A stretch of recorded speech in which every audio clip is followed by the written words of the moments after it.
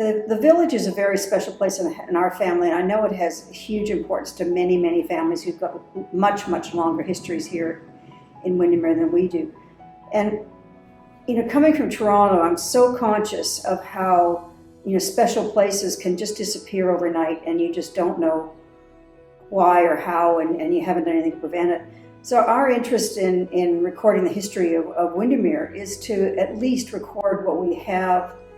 We need to understand what's here. And so that's what this project is about, is just gathering all the information, gathering the collective memory of the people who live and vacation here, and to try to put that together into the stories. The stories might feed drama, they might feed local plays, they might be a book, they might be walking tours, it could be all kinds of things, but we're looking at the place physically and in terms of everybody's memories.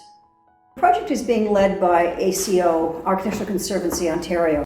The roots of the ACO Muskoka are deep in Windermere, and so when the opportunity came up to talk about how we were going to gather the history here, we applied for a Young Canada Works grant, and we were given enough money to hire Jake for the summer, and so we had the opportunity to do a deep dive into the history of Windermere in a very short period of time. It's very intense, but it's just the kind of work that ACO likes to do. We're about communities. The main thing that intrigues me is Windermere. Usually when somebody thinks Windermere, whenever I say, I'm working Windermere or something, they'll always say, the resort at Windermere House. Everybody sort of ignores the rest of it. It's like there's Windermere House, but there's a lot more to the town. Like exploring that seems like a really cool idea. Okay, what do we know? What can I find out now about this? What have people written? What have people done on it? And we're not just looking at history, we're looking at the architecture, we're looking at the people, we're looking at what is its cultural significance. Huge resource for us in doing this work is the extraordinary work that's been done over the years by the Windermere Women's Institute. They have, a lot of it is based in the Tweedsmuir records, which are kept in the archives in the village. But even with all of the work that the Women's Institute has done, there are a number of buildings in the village that we really don't know a thing about, and we're really hoping that people will come forward with their stories and tell us what we need to know.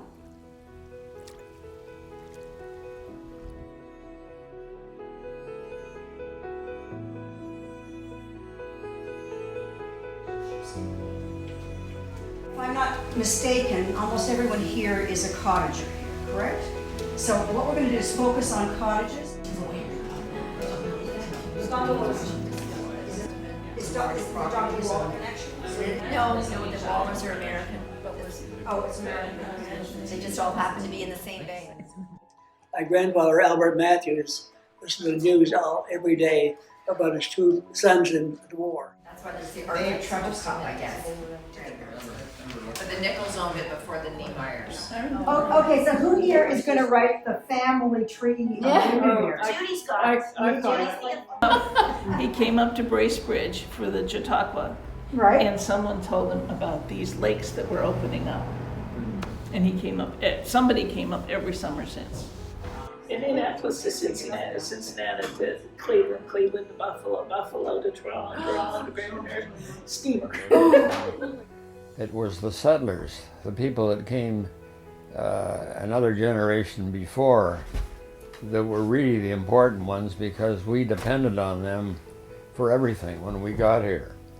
You know, they owned the farms, they had the milk, they had all the provisions. They saw the opportunity to look after us, build our cottages, build our docks.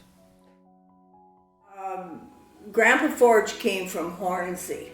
He got the land grant, started to farm, realized that the farming was not Muskoka, but he did raise sheep. He went out on the lakes. I don't know whether he carried many vegetables. I think it was more meat and milk, and he couldn't swim, and he would row all around the the lake. Evidently he was a great singer, and they'd hear him rowing and singing and along selling us wares. My grandmother was the youngest of the Forge family, Edith, and she married Henry Longhurst. They farmed on the farm where... Well, John Duncan worked at the across the road at the Windermere House. A marvelous swimmer. Used to come down and dive off the dock, and when the sag was backing out, he and 2 or 3 of his buddies grabbed onto the bow and got pulled out about 20 or 30 feet. Good God. And then they let go, and then they swim back in. There was a public telephone booth outside here. Oh, that's right, Right at the end here. of the porch. So that's And- fairly recent. And in those days, all the women were, the mothers were up here with the kids, and the dads were down in the city Exactly. working. It wasn't any. So there was a whole group of women, my mother included, that would come over on Thursday nights and stand around outside the phone booth. And then the husbands knew the phone number, and they would call and get the grocery list for whatever it was they were supposed to bring up the next the Friday night. Beautiful. And you'd wait until, and then thered be this dash to the phone, and oh, it's for you, and then Chautauqua today has not changed a whole lot since Chautauqua 100 years ago, when it began here, right? It was incorporated in 1921 as the Canadian Chautauqua, and over through the 1920s and early 30s, it was known as Canada's literary summer capital. And it actually all started right here in Windermere, at Windermere House. The character of the town hasn't changed a whole lot since. I use the word a kickstart. We don't want it to fade away, and it just needs a little help to pull it up a little bit.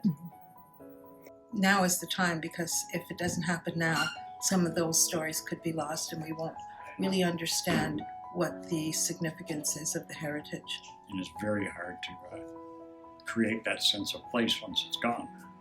I mean, there is a sense of place here. It's open to everybody. I mean, you can feel it when you walk into it. There's a lot still there, and to say it's, it's under people's beds, in back cupboards, and they're thinking, well, we'll have to sell our place, so we'll throw it out. Nobody wants it. The kids aren't interested. We want it here.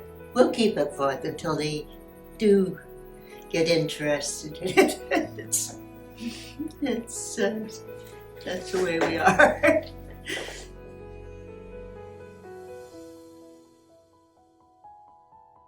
Think about all the things they sat out here and talked about, and the coming of the automobile, the coming of electricity, airplanes, the Boer War. I mean, just imagine. There's all that emotion, all those people, and they're all gone. And sometimes you feel like, their spirits are around somewhere. We've had so many things over the